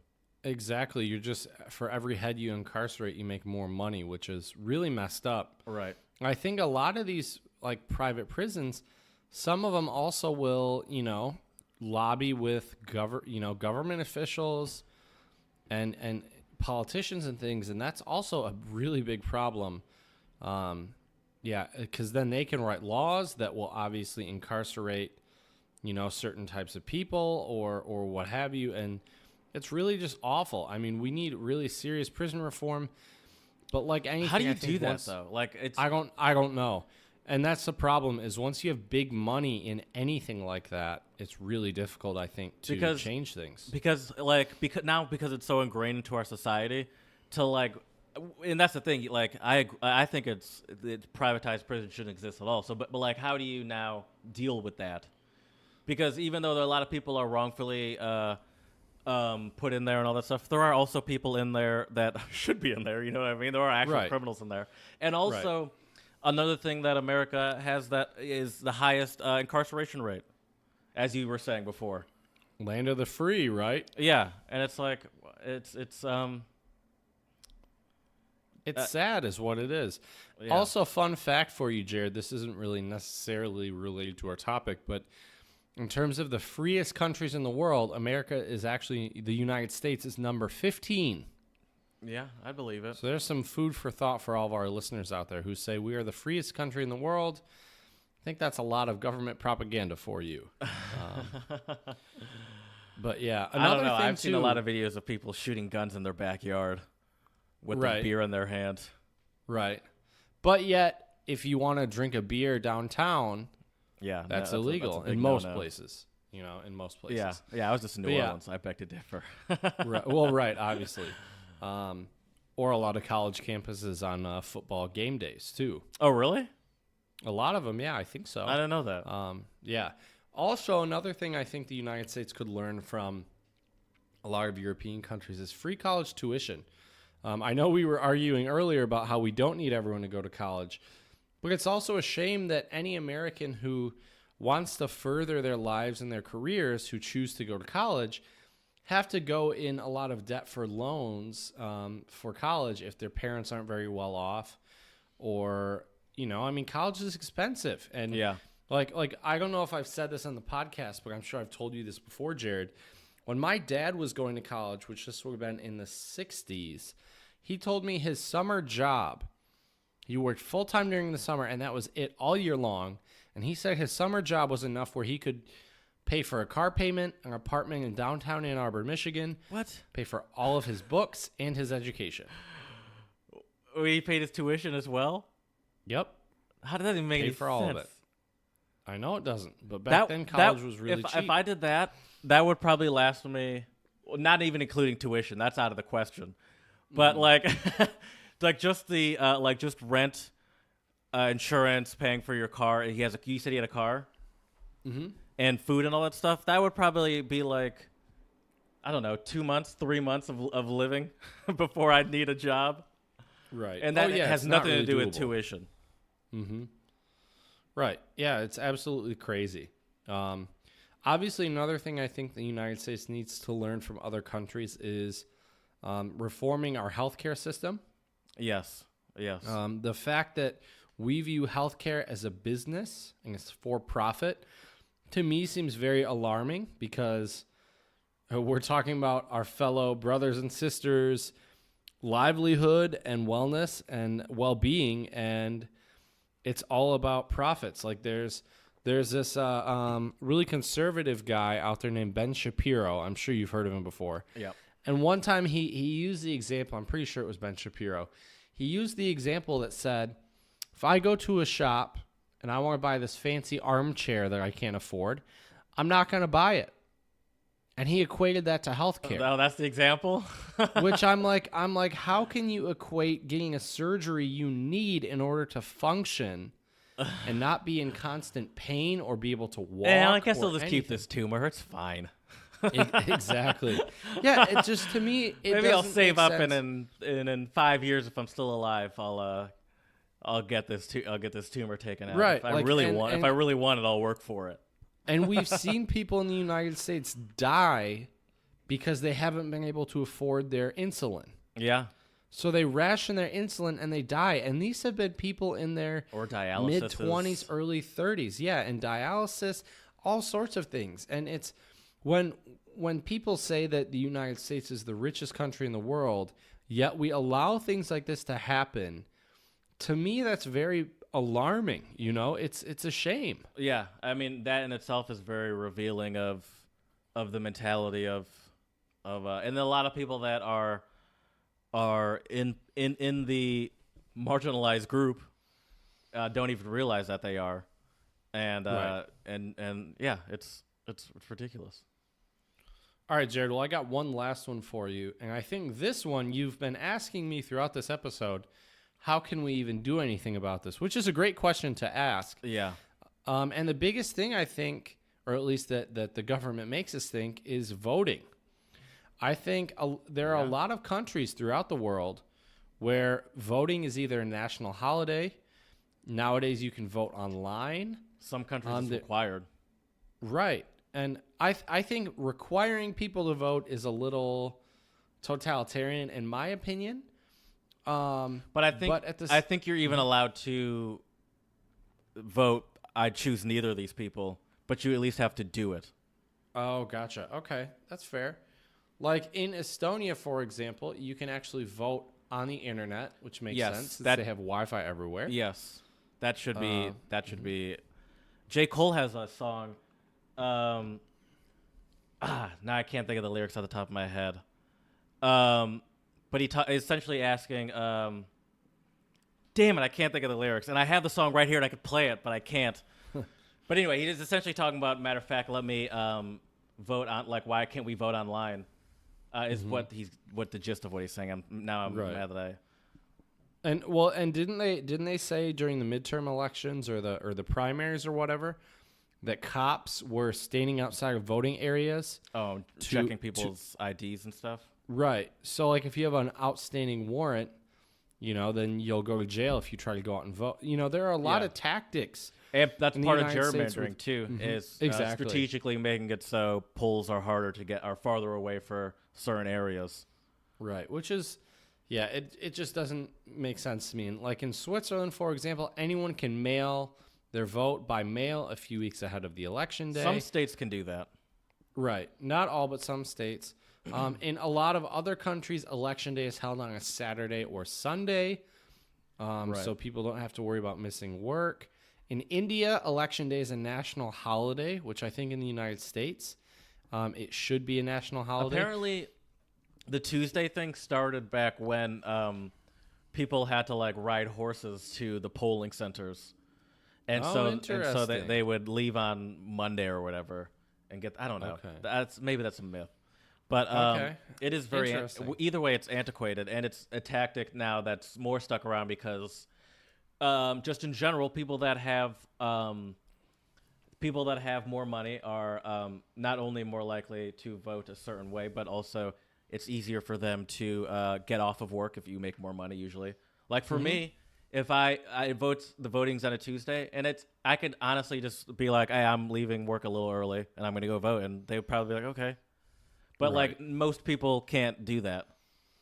Right, especially if you're an hourly wage worker and you Exactly. don't make a lot. You need those hours. Right. Absolutely. And just so you know, Jared, if you ever decide to move to Australia, you can actually vote at any polling place in your home state or territory. So, Oh, that's you know, great. I have to go to a So if specific... there's like one around by your work. Right. Which I don't understand. I mean, I get that the United States is a very large country. There are many people, blah, blah, blah. But, I mean, I feel like we could definitely make it more easy and user-friendly for voters. We could make it so you didn't have to go to... You know, I had to drive an hour Really? back to my parents to go Oh, vote, right. for example. And I made the drive and I did it because I think it's important to be a part of the democratic process. But it's still sad that, I either had to, I don't remember if I took time off of work or I had to miss class. I think I had to miss class, and thankfully my professor was understanding of it. She actually encouraged all of us to go out to vote, so good for her. But right. Yeah. Yeah. See, I was lucky in the sense I work from home once a week, so I just went during my lunch hour. And luckily for me, and it's also I'm a little bit luckier because I live in a big city, but mine was like a maybe 10-minute walk from my apartment. Right. But yeah, no, it's that's part of the strategy. That's another thing where it's like, how are we even gonna fix the fact that voting fixes all those things is what you need to fix all those other things, but part of the strategy to keep those other things in place is to limit certain people's ability to vote, and it's like a double-edged sword. It's like vote to change these things, but granted, I say that. But there's definitely way more people that can be voting that aren't. Like, there are a lot of people that those excuses don't apply, but just choose not to. And I think that's a little ridiculous. Yeah, I agree 100%. So young people, get out there and vote. We need your votes. Also, get out there and listen to the podcast. Exactly. Untranslatable podcast for president 2020. What can I say? We'd be a good running team, I feel like, but I would rather be podcasting than in politics myself. But I don't think we would be a good running team, especially we have too many. I mean, we only have what is this episode 27? We only have 27 episodes out, but I think that's already too many. We've already said too much stuff for at least me. Oh yeah, me too. We've in those 27 episodes, we've already said too much. And I would agree. And I think that's all it takes for us to be out. Right. I was just saying you and I as a team would be a good team if we for sure were to be elected. That's we'd have a fun bus. Right. Make party buses a thing of politics. That'd be interesting. Well, they have those buses. Party bus. I'm not gonna say a straight up party bus, but they have those buses that people used to drive from Iowa to Nebraska or whatever. Right. And when we pull up in our party bus and it's future President Jared Minor and Vice President Chad, because obviously you're going to be my VP. My VP. That. I'm cool with that. Well, Jared, I think we should switch gears a little bit. We've gotten pretty philosophical, a little critical. I think it's time to liven things up a little bit, and let's talk about the song of the pod for this episode. So the song of the pod is by this really good artist named Bamba Estereo, I think, and it's called Soy Yo, which means it's me or I am. See, it's interesting where you put that emphasis, because in my head I was saying Stereo, but now that I hear that, I'm thinking that's probably just because I know the word stereo. Okay, but that might be the right way to say it. I'm not Stereo, a Spanish native speaker, nor am I a very good Spanish speaker. But that emphasis never crossed my mind. Right. Who knows? Maybe it's probably all the Czech I've been hearing, man. That's probably what it is. You're just now putting the emphasis in the middle all the time. Exactly. But I want to read, before we talk about the song, I want to read some of the lyrics for our listeners out there, because I think this song has a really great message. So I'm not going to read it in Spanish because my Spanish is not very good. And I don't want to mispronounce anything and lead our listeners down the wrong path. But the translation in English to the song is, I fell, I stopped, I walked, I got up, I went against the stream. I think here it kind of means I went against the grain. Right. Right? I failed, I found myself, I lived it, and I learned. The harder you get hit, the deeper the beat. Which is kind of a weird translation, but I think it's just the harder you get hit. I don't know. It makes me think of I get knocked down, but I get up again. You know what I mean? Yeah. You never gotta get me down. Right, exactly. And then they say, I keep on dancing, writing my letters. I keep singing with open doors, going through these lands, and you don't have to travel much to find the answer. And don't worry if you're not approved. When they criticize you, just say, it's me. Yeah. So I love that line. When they criticize you, cuando te bringing out the Spanish. Why I didn't go with Spanish. Yeah. I'm going to try it here. So cuando te Critiquien tu solo di soy yo. It's me. So I really like this song that it's all about no matter what people say, what they do, you just keep walking, you keep getting up, you just keep being yourself. Yes.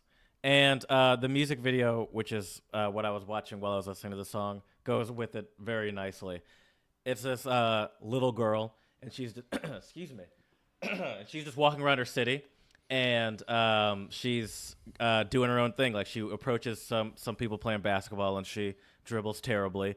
She approaches some people dancing, and she dances at them. These like these quote unquote pretty girls are like looking at her weird, and she whips out her recorder and just blasts awesome. the recorder solo right in their face. And what's funny too is the little scene with those two pretty girls and her playing the recorder.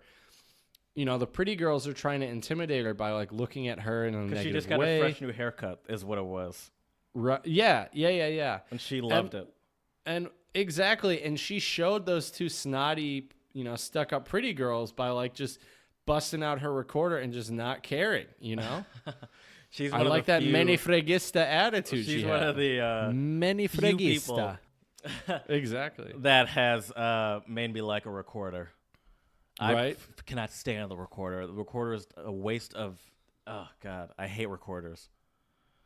Sorry. Yeah, my niece is actually learning the recorder, and I asked my sister about it, and she was like, "Yeah, it's interesting." Yeah, she's like, I have dreams about sawing it in half. I feel like the recorder, though, might be more tolerable to start with than other instruments. Like violin, if you start learning it, it's so squeaky. Or like if you went straight to like a clarinet.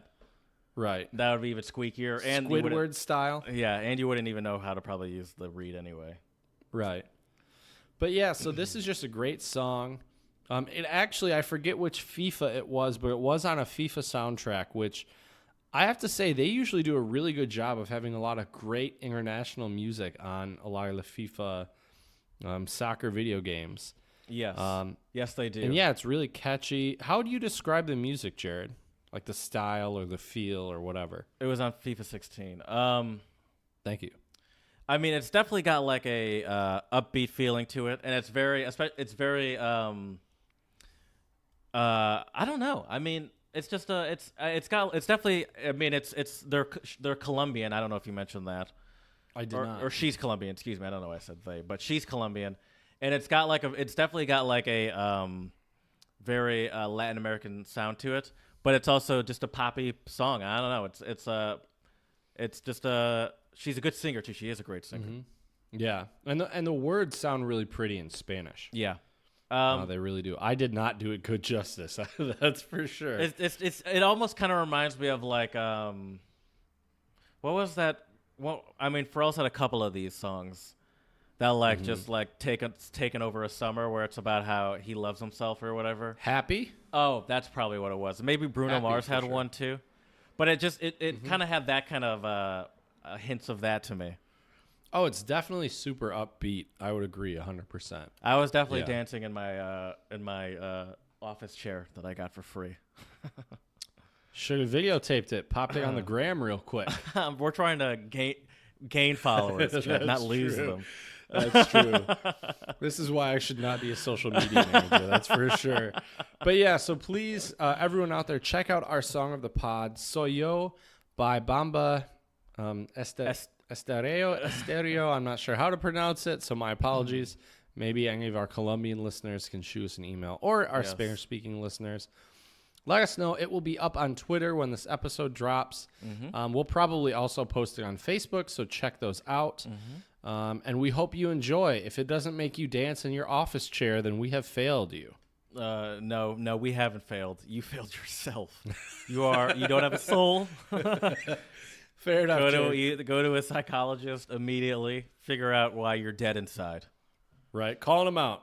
Yeah. Well, Jared, as usual, this podcast is also aimed to help our listeners and ourselves get one step closer to becoming polyglots. And most of you, let me say this though. Chad is trying to. What you're getting at is that Chad is about to bring his word of the pod, of course. And I think what the entire goal of this word of the pod is for you to never use these words again. Mluvite anglicky. That is what we're trying to actively removed from your system. I hope to one day take that off of my soundboard. I hope to take it out of my vocabulary as well, my man. Trust me. The amount of times I've asked people here, do you speak English? And I get blank stares or frowns Yeah, or that's whatever. probably a rough thing to have to deal with. It's not easy. And it makes small little tasks that you don't even think, twice about in your home country so much more difficult. Like I had to pay my phone bill today. Mm-hmm. And everything, of course, was in Czech, so I had to have my laptop up. Lubeitia. Translating.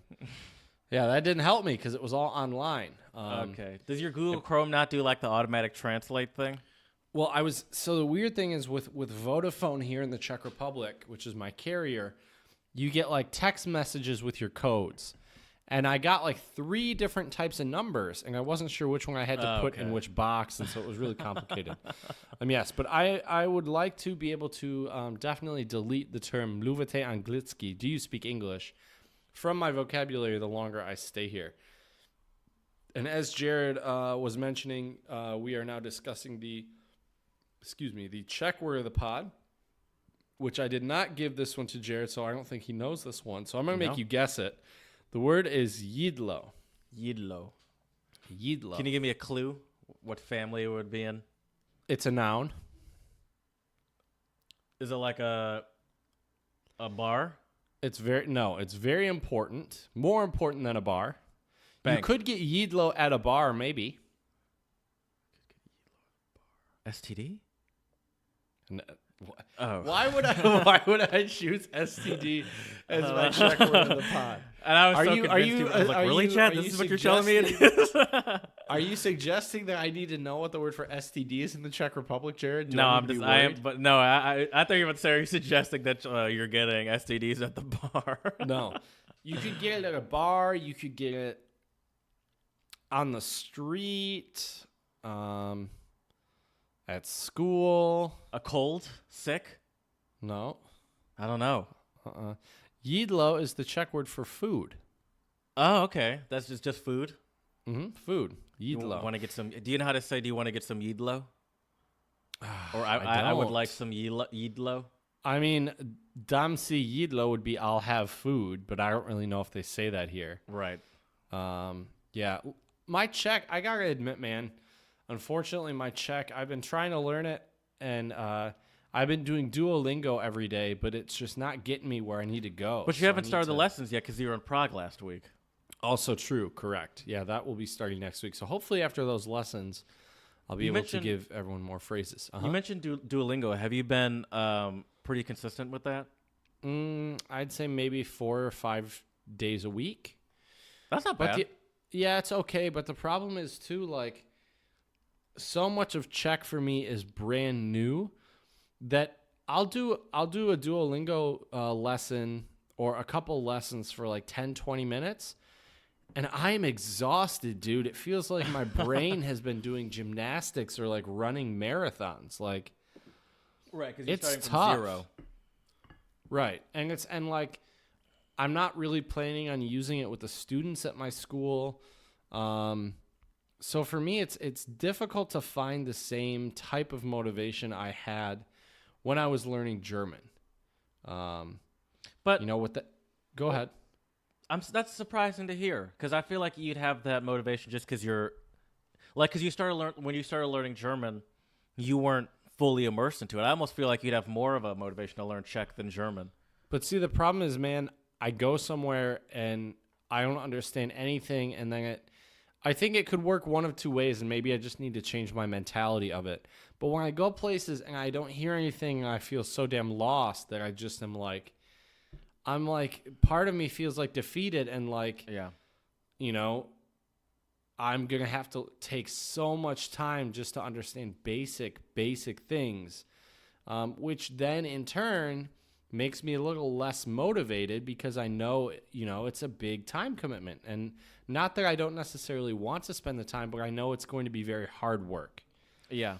It's not like German where I had a lot of, different sources of input, whereas if it was family, I dated a couple German girls. I'm obviously not going to be dating any Czech women. I don't think my girlfriend would appreciate that very much. And there was well, Chad has a very quirky relationship, and no, and you when you started learning German, there was more structure around it because you were taking classes as well. Exactly. So I'm hoping these classes will help a lot because, yeah, as I said, I will just go places, and it's not even like, I would say I'm lucky if I understand like 2% of what they're saying, if that.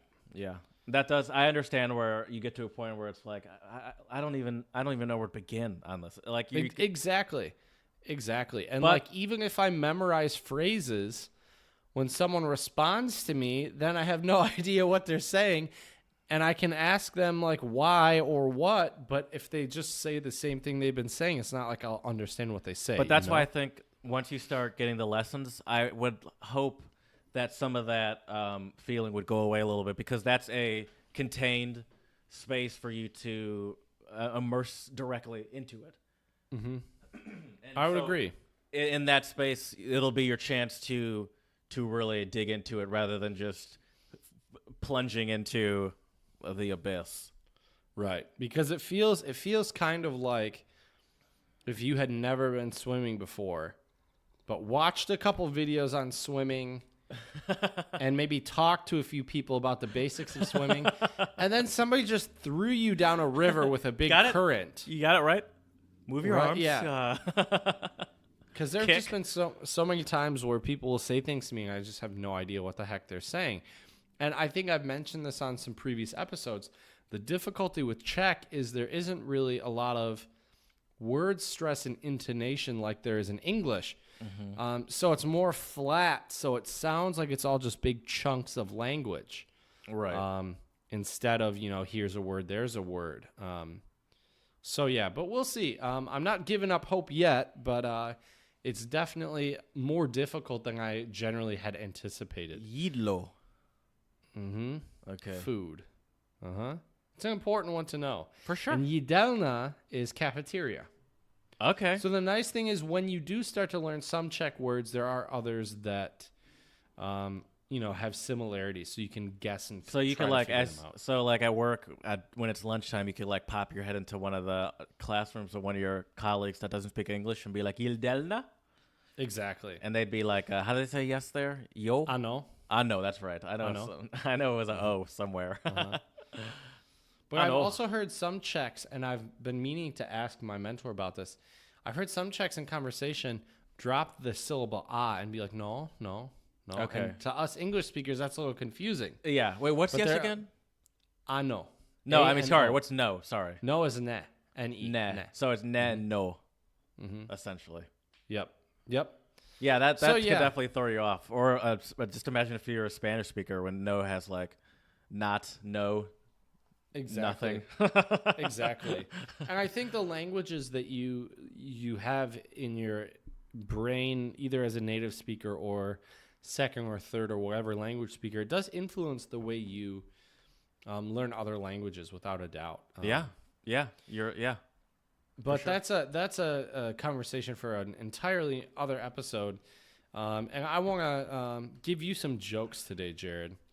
So here we go.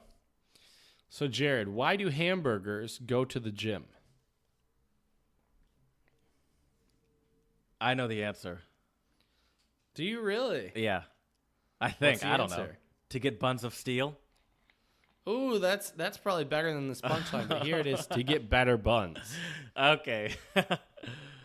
What was the SpongeBob quote? Yeah, buns and thighs or something like that. Buns and thighs, yeah. Oh, yeah. Gotta love SpongeBob. All right, Jared. This is more of a riddle, really, than a joke.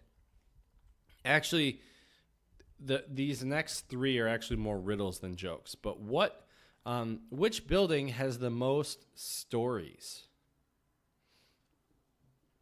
I don't know. What is it? Libraries. Okay. Yeah. Okay. Right? Yeah. Obviously, this one's easier if you see it. Which building has the most stories?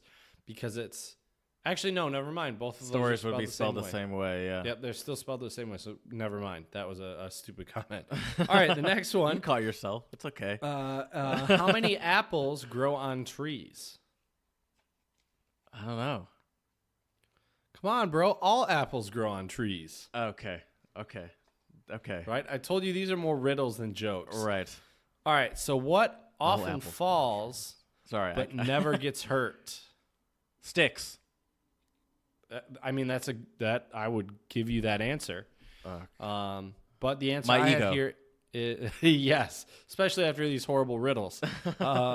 No, here the riddle is what often falls but never gets hurt, and that would be rain. Okay. All right. I like stick better. I'm going to go with stick. I do too, Jared. But I think in general they both have similar. I mean, they're both inanimate objects, so. I mean, yeah, any inanimate object that falls. You could say snow. That's you could great. say That's leaves, a great one. Oh, yeah. I like that one too. right? Yeah. I think ego was probably the best answer, though, for sure. I love we're like, what else falls? Right. Exactly.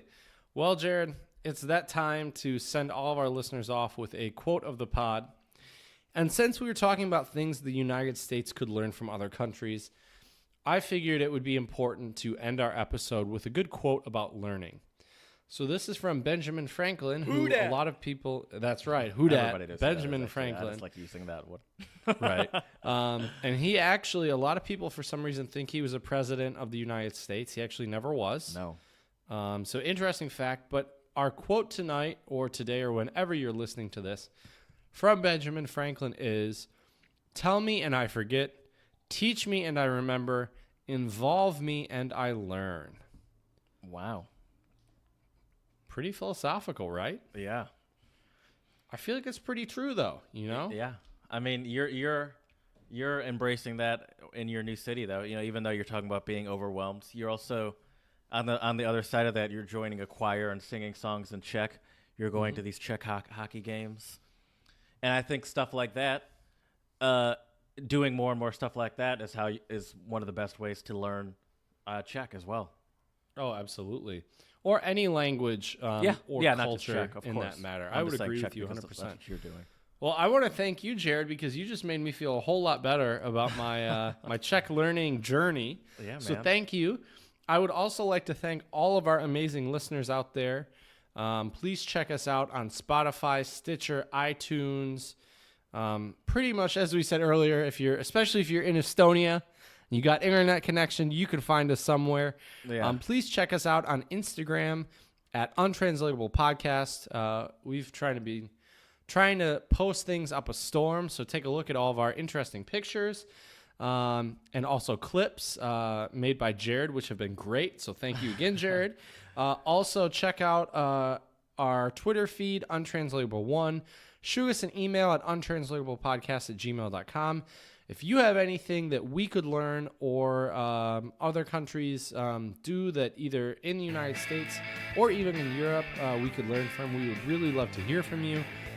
Also, please add us on Facebook at Untranslatable Podcast. And thank you all very much. And until next time.